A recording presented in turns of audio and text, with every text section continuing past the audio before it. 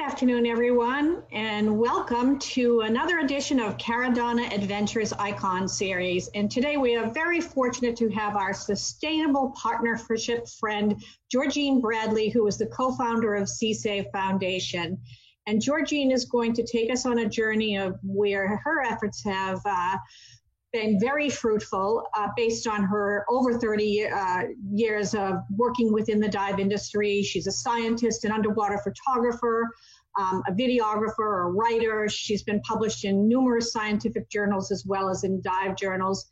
And she's currently working with the United Nations on their sustainable goals. And Georgine is going to bring us all of that information. We're going to start with the video, and then moving from the video, Georgine will come back on, and then she'll take us away. Thank you very much, and we're ready for the video.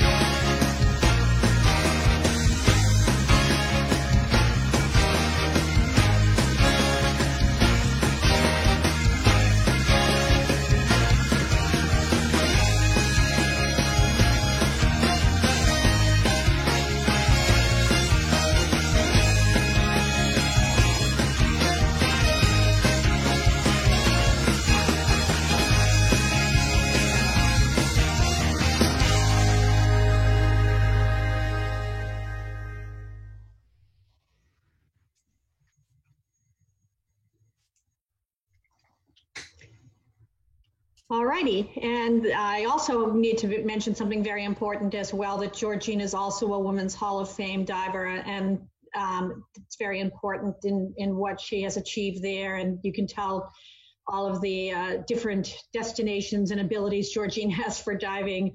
So go ahead, Georgine, and take us through the presentation. Well, thanks so much for having me. I'm really excited to be here and I'm really proud to be considered an icon in the industry for Caradonna's series. Quite an honor. I also want to thank William Klein for jumping in and saying it was a great video. We're really proud of it. And I think just to kind of give you a personal introduction to why we're here, Jay Ireland and I started working years ago documenting the underwater world, and it was our work there, and this is a sample of it, that led us to feel compelled and responsible, if you will, to talk about preserving this underwater realm that we all love. As scuba divers, we all know how gorgeous it is. We know that many people don't even know what's under the surface of the water, and having been given the privilege to experience this, I think also carries with it responsibility to champion for it. So thank you very much for giving me that opportunity. Today we're going to talk about the international work that we're doing. We're finding it increasingly important to work on the global stage and to talk to other countries, etc., about what's going on, and actually work at a level where we are working with decision makers who can actually bring about change. This seminar is going to explain a little bit about what's going on at the United Nations, the Sustainable Development Goals that have been brought forward and voted on by member countries. There are a variety of goals and targets that the United Nations has committed to achieve by 2030, and sustainable development goals such as no poverty, gender equality, and as you see on this slide, number 14, this is our team in New York, just before we entered into the United Nations building, but life below water. So this is looking at everything we can do underwater to make sure we have a healthy ecosystem or series of ecosystems for the next generation. So that's what we're working on there. And please, I think Elisa suggested that we, if there are any questions, please bring them on. So recently, the United Nations decided to sort of launch what I guess we would all understand as a new project plan.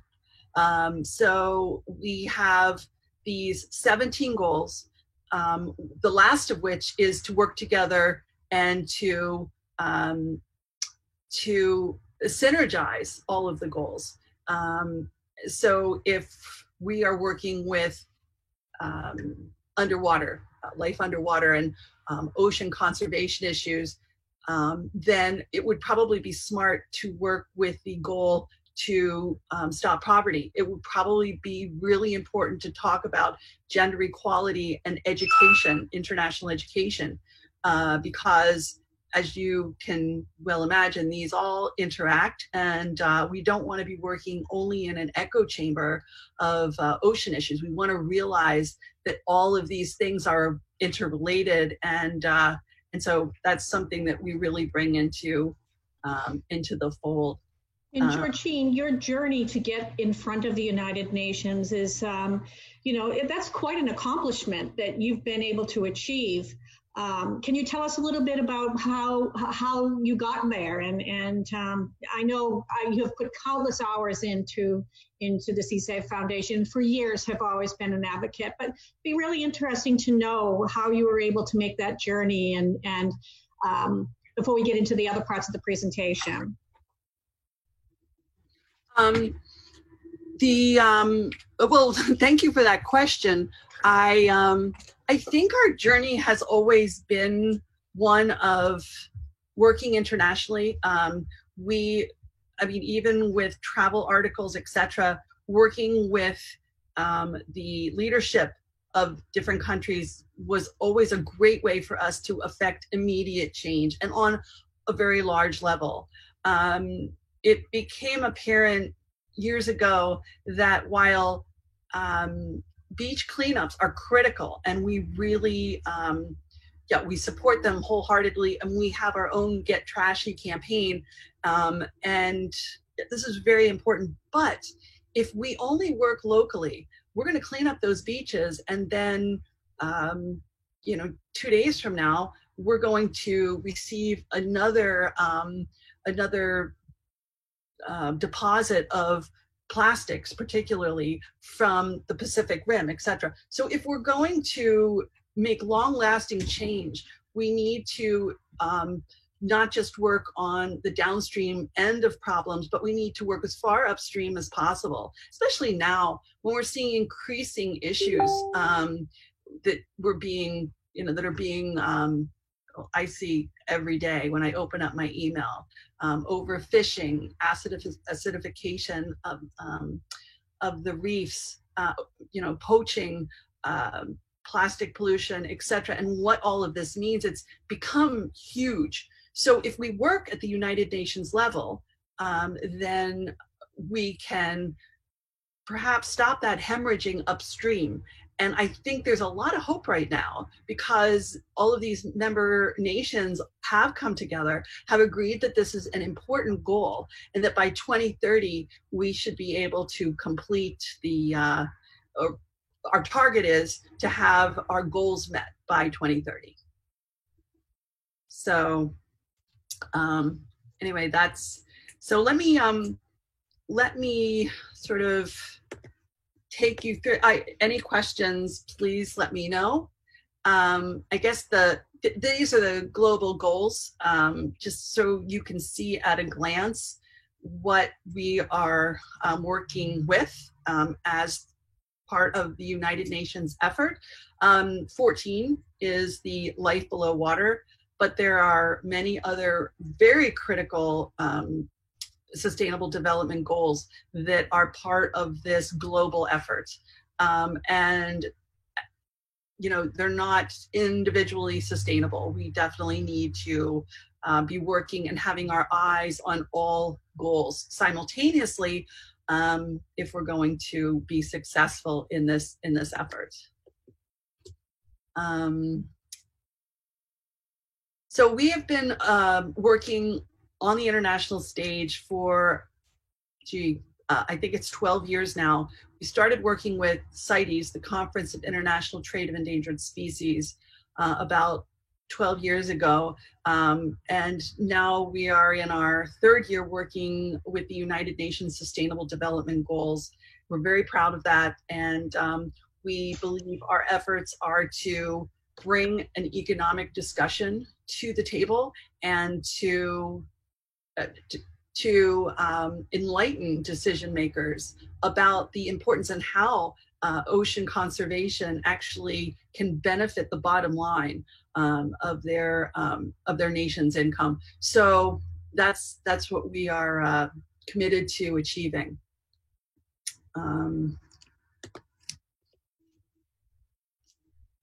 Let's see. So each one of the sustainable development goals, which, as you can see, are sort of infinitely optimistic and ambitious, but I really have hope that we can make them. We can achieve those goals. We needed to break it down. And for Sustainable Development Goal number 14, 10 specific target goals were envisioned. And so these, at a glance, are the target goals. The first is to reduce marine pollution.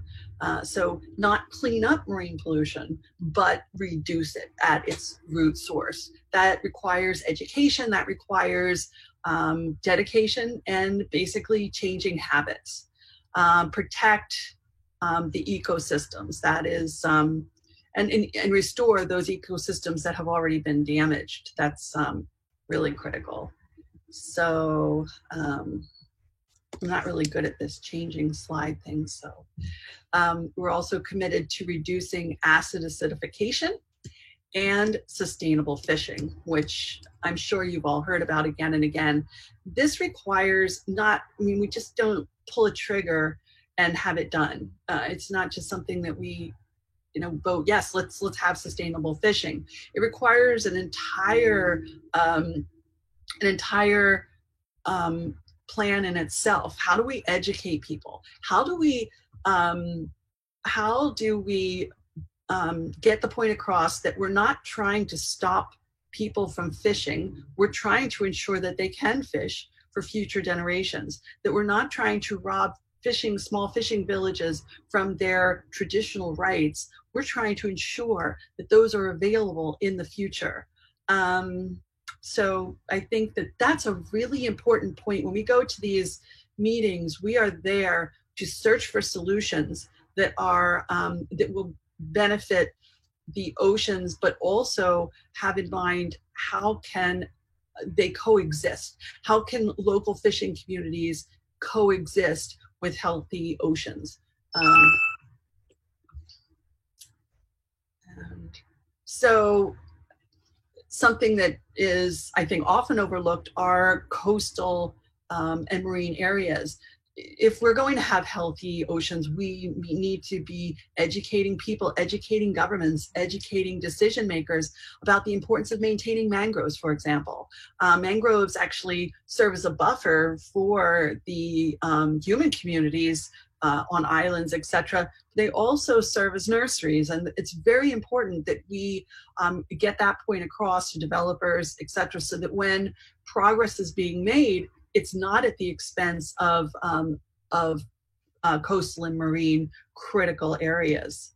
14.6 is we want to end subsidies that are contributing to overfishing.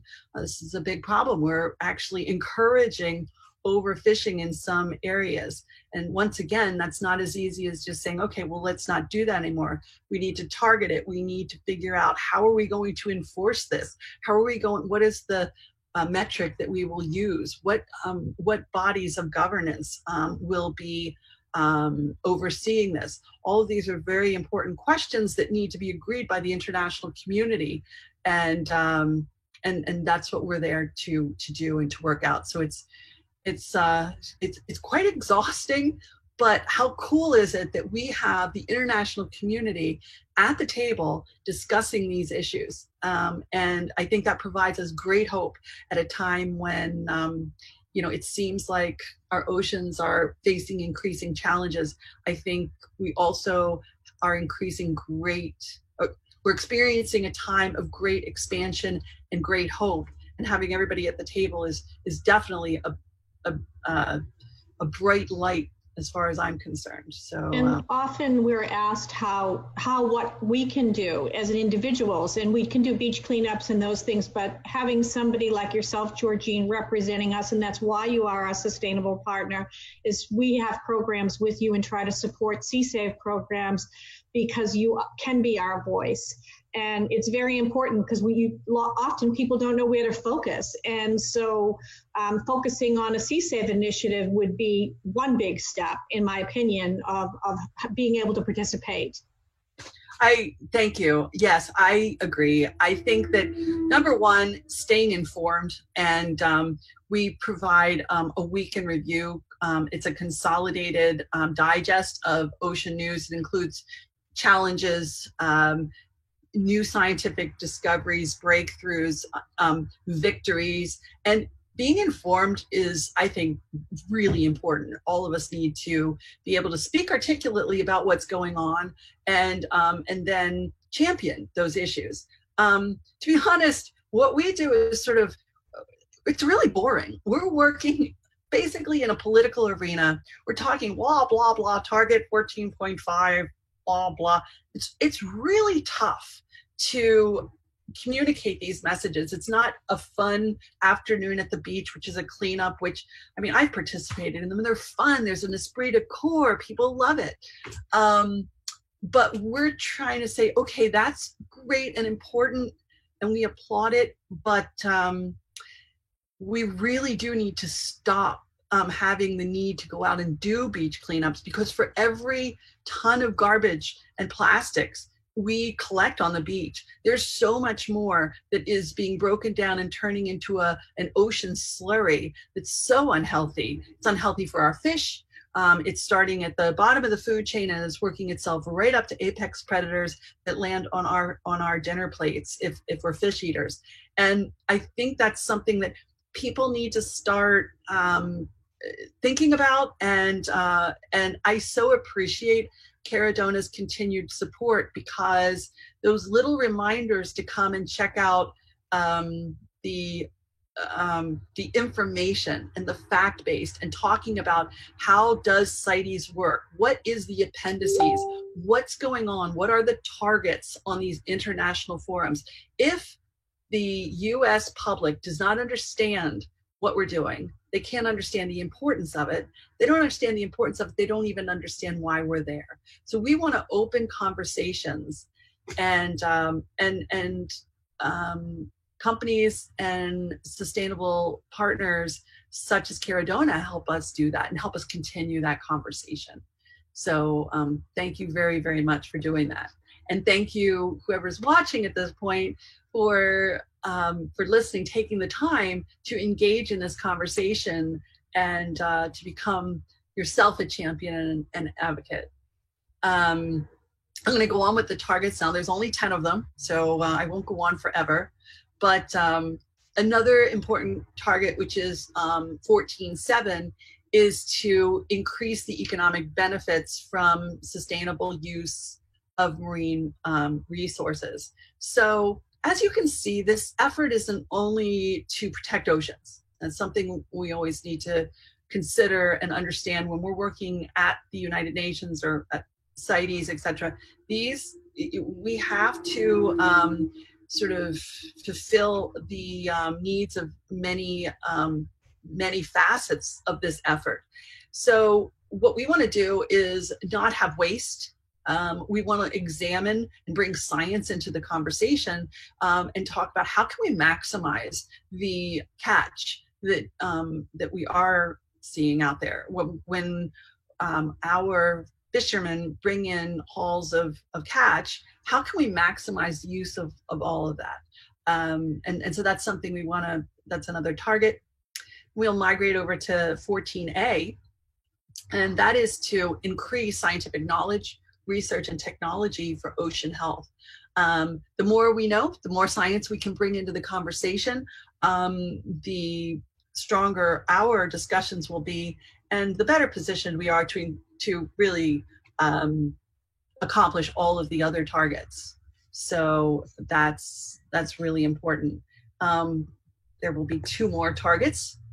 As you can see, we are being quite ambitious. We want to support those small-scale fishers. That's 14B. And finally, 14C is to implement and enforce international sea law. I often am asked, yeah, but who's going to support this? Yeah, but who is, we see poaching all the time. We make decisions and we work towards it, and we have a victory that we've gotten something passed, and then we hear about poaching. You're always going to have poaching. You're always going to have people breaking the law. But I can assure you that at these discussions and at these meetings, we do discuss, and monies are raised for enforcement. So Interpol also often comes into play. Regional authorities come into play, etc. So I'd like to say that we do see in the news the incidents of poaching and of laws being broken. But if we did not have these laws in place, there would be so much more. And it is the first step to getting where we need to go. So I like to think of it as education. And then we have the discussion and the hammering out of these international laws, and then the enforcement. And much as the United States laws, when a law is sponsored in the Senate or in the House, we then send it to appropriations to consider the realistic nature of the proposed bill. Can we afford it? We do the same thing at the international level. It's examined and we try to, as best we can, estimate the budget and then see where does that money come from? Is it reasonable? And we always have our eye on not putting the burden on developing nations. So, because it's just not realistic. Developing nations often don't have the resources to enforce any of these efforts. So your efforts are very much in creating awareness, but also in getting bills passed. And your team works very hard on initiatives that you feel will protect marine environment and endangered species. Is that fair to say? And you know, I know you don't have a large team. How many people are on your team altogether? 3, 5? No, we actually have about 35 people on our team, but virtually everyone is a volunteer professional. Okay. So again, while our model is not to go out so much and you know, volunteers in some other models are brought in and they do some filing, or we have very strong volunteer members who are, for example, right now working on really revamping our, I mean, this is going to get really boring, but it's to revamp our whole hub system. How does our interfacing work? How does our Salesforce work with, you know, maximizing our efforts for advocacy, for promoting bills, for educating? So if right now, and I think right now is a particularly challenging time in the United States. We're facing COVID, and I think that, you know, is really pulling 75% of our attention daily. What is the economics of COVID, our own health interests, etc. We have a divided country right now that I'd like to think that everyone really wants to protect the environment. It's just, how do we translate that? How do we start discussing things and start, get away from the, I don't know how many characters are allowed on Twitter, but we need to invest some time, read a little bit more, delve a little bit further. And what CSAVE prides itself on doing is attending these, preparing for these international meetings, attending and broadcasting, giving live updates, keeping our audience informed, what's going on. And as we bring them with us on the journey, they learn and feel that they're part of what we're doing. And because, as I said, we feel that this is absolutely critical to work upstream, stop the hemorrhaging, and yeah, so that is where the majority of our efforts are going. And at a time when politics, everyone is up to here. I am with politics, and we've all, many of us have really, we're tired, and but we can't be tired when it comes to any kind of conservation. It's time to double down and to protect our oceans and to engage ourselves and have discussions, learn once again to have respectful exchange, because it's possible that we're missing something. It's possible that an audience member has an idea that we hadn't thought of, and that is absolutely fabulous. And that's why we like to bring the audience along with us on the journey. So, let's see.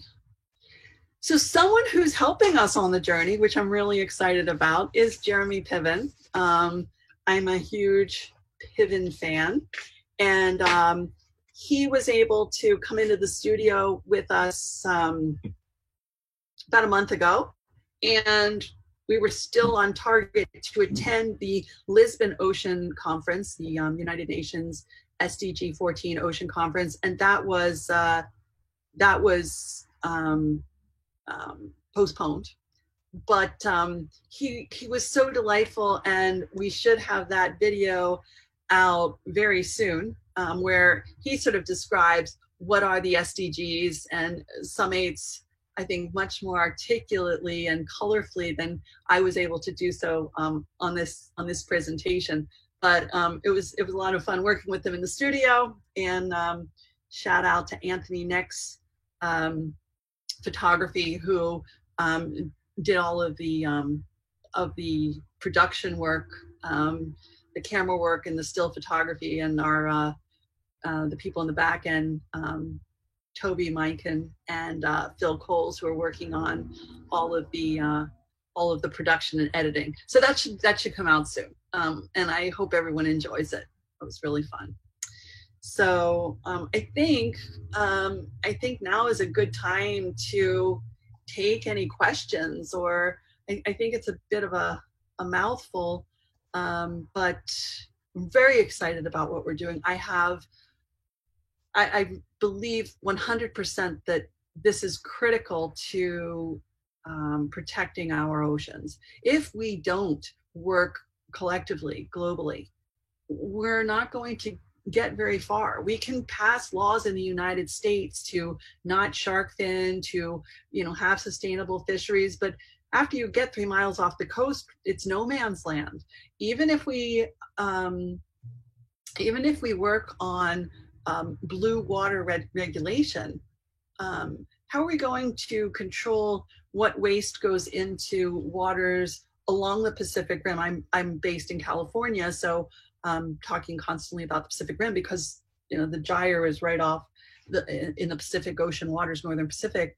But the East Coast, similarly, if you don't have buy-in from other countries, then you're going to have problems. With plastics as one example, with sharks are migratory. You can protect them all you want in one country, but if they then swim into the next country and there's a line of fishing boats waiting for them, it's going to be an effort wasted. So but you've had some huge accomplishments, Georgine. Can you just mention a couple of the things that you have been able to impact in regard to change on an international level?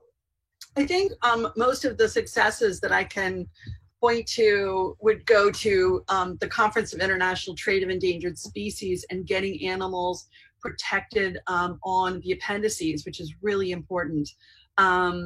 And I hope to be coming back. I hope I get invited back to actually break that down and show what we've been able to do over the last 11 plus years. Getting hammerheads protected, etc., taking animals that are threatened and endangered and getting them placed on various levels of protection, and I'll go through that. As far as the Ocean Conference is concerned and Sustainable Development Goals 14, I think educating the population about why it's important that the United States remains a part of this. The United States at this point has actually left Sustainable Development Goal climate, and that was, I believe, rather unfortunate, because regardless of what our views are, if we're not at the table to talk, then we have no voice. And to not have a voice at the international level today, to me, doesn't make sense. So I don't ever understand why you would give up a place at the table. Right. And right now we have a place at the table with Sustainable Development Goal 14, and we're there. We are actively engaged, and we are really, I'm a little, I guess, I haven't gotten my sea legs yet with this new, the new normal. I don't know when the next, I don't know when the SDG 14 will be scheduled. We're still, a bit in abeyance, and yeah. I am waiting to hear that. And then we're going to gear up. We're going to know exactly what issues we're going to be tackling, and especially when we get on site, we will be communicating with everyone through social media, through our newsletters, and letting everyone know what's going on and why is it so important that we're there. If you disagree with what's going on, great, you have a voice, and if you have really been following what we're doing, how we've gotten there, where we want to go, then you're an important part of our journey. So yeah, So we have been getting a lot of questions, and I think these questions will, when we do our next presentation with you, will be more talking about CITES, but we've had like questions in regard to what is the process of going and getting a specific endangered species protected. And I know that that's kind of filtering in, but maybe because the question was brought up, we could just touch upon it a little bit here today. Sure. I mean, I think this does coincide with the target goals that we talked about. Let me just pull it back because I want it to be pertinent here. If we're talking about conserving coastal areas, if we're talking about any of those target goals, and if you want to see more, just go to seasave.org. We have all of the targets laid out on our ocean conservation, our United Nations Sustainable Development Goal page, which is under what we do in the menu. And I think that talks to how do we preserve these animals? And we'll get definitely into more detail with CITES, but first the animal needs to be, we circle the scientists. I mean, everything should be, and as far as I'm concerned, is based in science. What's frustrating sometimes is the animals are in such low number that we can't get strong data.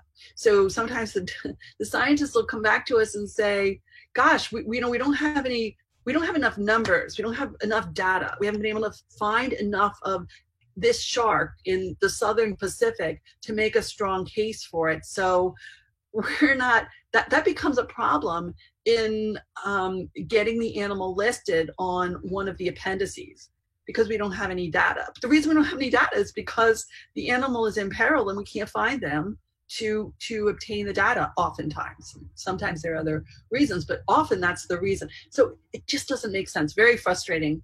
But regardless of that, we have been able to successfully fight to get animals on the protected list. I don't think we've missed one species that we championed. Just this last CITES, which occurred in Geneva, we were able to get the mako shark listed, and that was one of the pushback arguments, was that we did not have enough data from everywhere in the world. And how does the global world view this? Do they see this as important as you do, as we do, as divers in our industry? Or is there putting economy ahead of course, a lot of times economy gets put ahead of conservation and preservation. But, so when I first went to CITES, my team and I, we were so excited. I thought everybody was gonna hold hands and sing Kumbaya for the sharks and let's save animals. It just seemed like what we were going to do. The Conference of International Trade of Endangered Species is just that. It's talking about the trade of endangered species. So take a second and think about that. The trade of endangered species. Why are we trading endangered species? And even as a scientist, that's my personal view. When we go into this meeting, if we're going to be effective, we absolutely need to know that this is that's what this is all about. It is about the trade of endangered species. We must talk economics. We cannot be successful if we're talking about, this is a beautiful, furry, cute animal and we need to protect it. That we love sharks, that they're gorgeous, and we love watching them underwater. That just, while for you and I, we all understand that and we all gravitate towards that, and frankly that's what that impassions me. CITES is a very, very long conference, about 10 days. It's grueling. You're listening to arguments back and forth 10 days straight, and by the end of it you are absolutely exhausted. However, it's a critical time, and if you have these animals placed on the appendix, usually Appendix 2, it requires a lot of paperwork. There still is legal trade, and people need to understand that that if something is placed on an appendix at CITES, it has zero effect in any of the sovereign nations. So any of the nations that are part of CITES, they can do what they want with an endangered animal within the borders of their own country. However, trade will be either prohibited or dampened significantly. So, and what is the saying? When the buying stops, the killing stops too. So if we can hamper the selling, the trade, then it definitely makes it less attractive to fish endangered and threatened species.